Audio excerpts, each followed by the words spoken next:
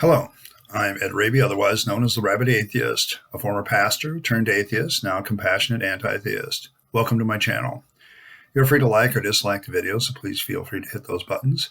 Feel free to comment below, and I would appreciate it if you would subscribe to the channel. And hit your notification bell for more content as it is released. You're also free to share my videos as much as you like. I want to wrap up this introductory material on the tall tale of Jesus. So this is part 1.4. I'm going to be talking about my methodology of how I'm going to proceed from here on out. This might be one of the more boring ones, but if you want to know what my rationale is behind approaching it this way, I'm going to approach it as if I was teaching the Life of Christ class all over again to members of my congregation. But the difference that I'm going to have this time is my congregation is probably a bunch of atheists themselves and a few others that are curious. You're welcome to attend this class, and probably in every video I leave from now on, maybe even in the description, I'm going to leave a link back to the first video of this whole playlist as we go forward. But you need to understand that I'm approaching this like I would if I was teaching the class again. The difference is I am an atheist now. I am a skeptic. It was the Life of Christ that really pushed me to atheism because, the Life of Christ and trying to fit it into the notion that the Word of God is infallible and inerrant. You can't study the Gospels honestly and maintain that. You just can't. I'm sorry, you can't. I know there's probably a lot of Christians that will argue with me about that, but I use this same methodology that I'm using now that is accepted by most Christians as a good way to study the Bible when we talk about harmonies and things like that. And it was trying to harmonize Jesus's life, the four gospel accounts, that I began to realize that there's no way that the Bible is completely inerrant or infallible because there's some definite contradictions. There's also a overall glaring problem with the notion that, but the life of Jesus Christ is attested to by four witnesses. As we're going to see, a good chunk of Jesus's life is not attested to by even two witnesses. There's sometimes where a gospel writer is completely writing on his own. And even then, we have to dig a little bit deeper historically. If a gospel writer is recording an event, then we also have to ask the question, well, who would have witnessed this event? And were they ever listed as a witness? And did they ever have an understanding what could be witnessed and what was going forward? So when I talk about my methodology, I'm talking about how I'm approaching each section of the text. I'm going to go through a process before I talk about it. Okay. And so it's me basically every week, maybe even twice a week, I'm going to be writing down my thoughts on a particular section of Jesus Christ's life. And then I'm going to present them. Now, sometimes I'll zip right through sections. Like the second one after this one, I'm going to probably hit both the genealogies of Jesus and why they're problematic. So that's going to be up front there. But you're also going to see me probably hit pretty much most of the Christmas story fairly quickly too, because there's some contradictions as you go forward. Particularly with the whole Egypt and Nazareth and Herod and that sort of thing. So there's good evidence that these accounts are kind of cobbled together what was generally understood at the time, but the history is really bad based on what we know for sure today. So there's kind of that issue.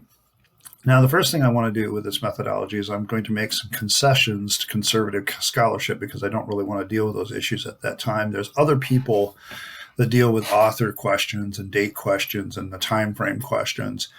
Apologia is a good one. There's several other atheist sites where they take on these claims of Christianity. I'm going more for the details. I'm hitting right into the account, reading it, and I am going to break it down step by step, and I'm going to use some of my biblical scholarship to back that up.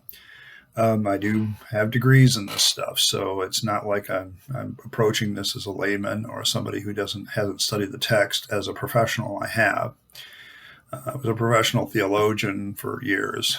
I know that doesn't mean much, and quite frankly, now I think theology is one of the more useless endeavors. It really wasted a lot of time with it trying to figure out things. And one of the things I put it to is this harmony of gospel idea. Now, I'm not going to deal with date and author questions. I'm even going to give the conservatives the benefit of the doubt that, I'm going to come towards them more than I'll come towards the liberal side of the ball of liberal scholarship. Because I used to do that anyway, and I still ran into problems. So I know that the dates, author, time frame, coming to the conservative side of the aisle, just giving them the benefit of the doubt doesn't really help their case. I already know that. That's why I'm an atheist. But I'm going to try to still be as objective as possible and approach this with new eyes. I've always learned something every time I've gone through the life of Jesus, and I don't expect that this will be any different. I'm going to do it harmony style like I would do. What that means is you basically lay the four Gospels next to each other, and where the accounts vary, you kind of divvy things up, try to figure out a timeline order of things. But then when all the Gospels talk about the same thing, or two of the Gospels talk about the same thing, you put them side by side and compare them.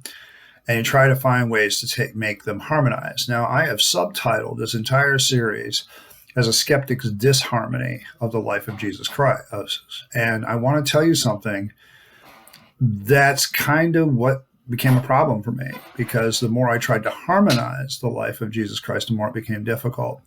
Now, there are going to be times that I'm going to zip right through stuff because, my main criticism is going to be, well, sorry, there's only one account here. That leads me to my criteria, Now, I am taking them in the order that I was taught as far as dating, but also an order I think I kind of accept even if I take the later dates. I do believe that Mark was written first. It's the simplest gospel. It's the one that seems to be least influenced with stuff as far as additions and miracles and things like that. Then I think Matthew wrote next. I'm not sure, we'll deal with what Matthew's purpose was in writing as we go through it. We're going to actually try to discover the purpose of why each of these gospel writers is writing, and it's not to present history, I can tell you that.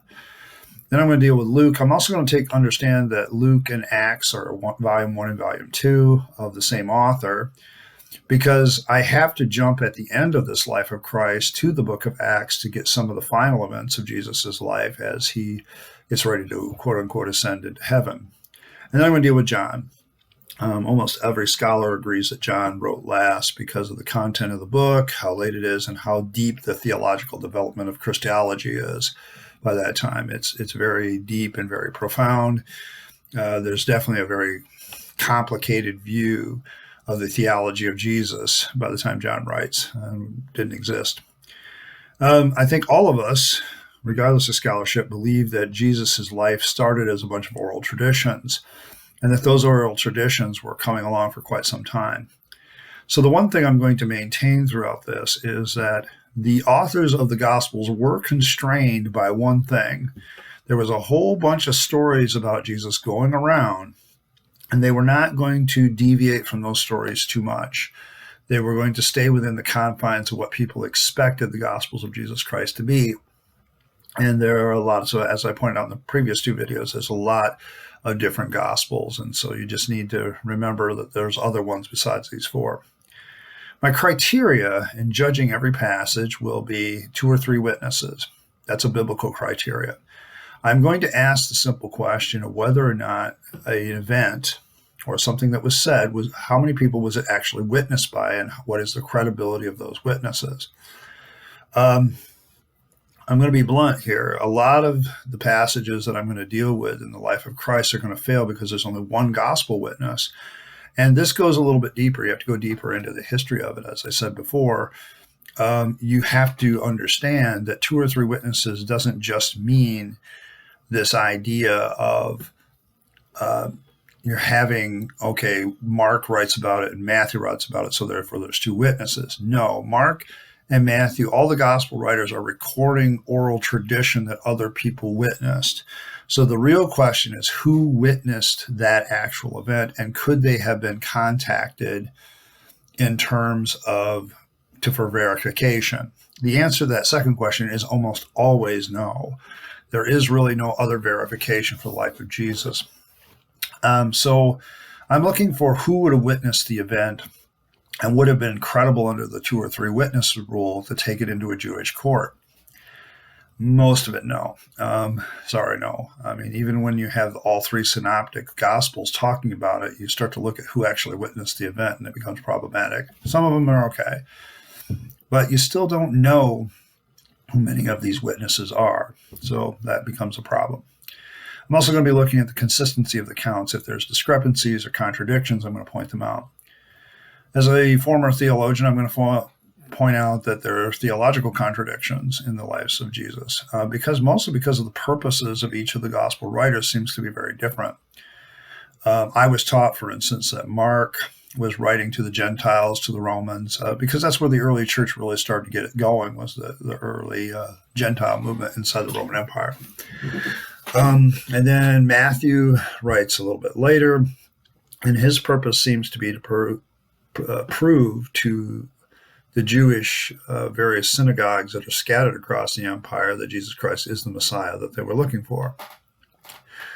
Luke seems to be trying to lay out an order. He even says, I'm trying to lay out an orderly account, everything from the beginning to the end. But when you really look at him from a historical methodology point, he leaves a lot to be desired. He seems at times to just copy Matthew and Mark, and it's not lazy history, but it's kind of, he has his own version of the life of Jesus, probably because there were other oral traditions he wanted to include. And then John writes last, and John openly states his purpose. He says, I'm writing these things, because to prove to you that Jesus is the Christ, the Son of God. Okay. He has an evangelical objective. And that's the real thing with all 4 of these that you need to remember. They're all presenting the life of Christ with an agenda. And that also makes it difficult to trust them, because they're not being objective sources. They're being sources with a certain viewpoint on the life of Jesus that they're trying to portray and trying to use for their own purposes. So we need to remember that. I just want to remind you of this methodology. Next week, I will dive right in with the preamble of John and all of its wonderful glory and problems. And I'm going to try to go as far as I think is reasonable to go every week. Maybe twice a week when I don't really have anything else to talk about other than, life of Christ is the main reason that I am an atheist today, because in the end, it was studying the life of Christ and not being able to reconcile a lot of things that I began to realize that this was just a book written by men, and it could be a complete fabrication of tall tales. And that's why I've called this the Tall Tale of Jesus. And it's subtitled A Skeptics Disharmony of the Gospels of Christ, because that's exactly what I'm going to show, is that the Gospels don't really actually harmonize all that well. There's a disharmony. There's an out-of-tuneness. There is a discrepancy to it. It doesn't harmonize very well at all. The tenors are usually a little high, the sopranos a little low. They're off. Everything's off. If Matthew, Mark, Luke, and John are a quartet, somebody's always out of tune, it seems. Somebody's always not quite jiving with the other 3, or they're singing alone. There's a lot of solos, far more solos and far more duets than I think most Christians, if they're honest about it, are comfortable with. So that's kind of be my methodology. That's where I'm going to head for next week. I just wanted to let you kind of know that, and that kind of concludes our introduction. And we'll, start next week with the beginnings of the life of Jesus Christ, according to the Gospels. And I am going to view it as a skeptic and as somebody who used to be a believer, but now no longer believes, in large part because of the Gospels and their ability to harmonize, which they don't seem to do very well. I want to thank you once again for stopping by, and welcome to my channel. Comments have a way of influencing and determining the content of Friday's videos, and I will respond to any comment when I can. It may not always be quick. I prefer the video responses because then I can, if multiple people have the same comment, I can just deal with them all. You can also ask me a direct question of any time if you're looking to understand something. You can also suggest things you'd like to see me do. I'm always open to that. Monday videos are uploaded Monday, Wednesday, and Friday, usually 3-ish. But as you can see, probably today's is going to be much later than that. When I have to work, I come home, do a video, and render it and doing all that stuff, and it takes a bit. One thing I don't tolerate is name calling in the comments section. If you're going to say somebody's position is stupid, demonstrate their position is stupid. We're all seekers here. We're all looking, for truth, I hope. And we're also humble enough to realize that we don't all have it. As an atheist, I've become far more understanding of the humility of my knowledge and how little I really know. The more I study the world around me. So don't come into a comment arrogantly presupposing you can call somebody a name. Demonstrate that they're wrong. Don't just say they're wrong. Be sure to like, subscribe, and get your notification bell as the way you would like it. And once again, I am at Rabyd, the Rabid Atheist, and hopefully I can someday convince you to be a rabid atheist like myself. In the meantime, this is at Rabyd, the Rabid Atheist, signing off and wishing you a good day. Goodbye.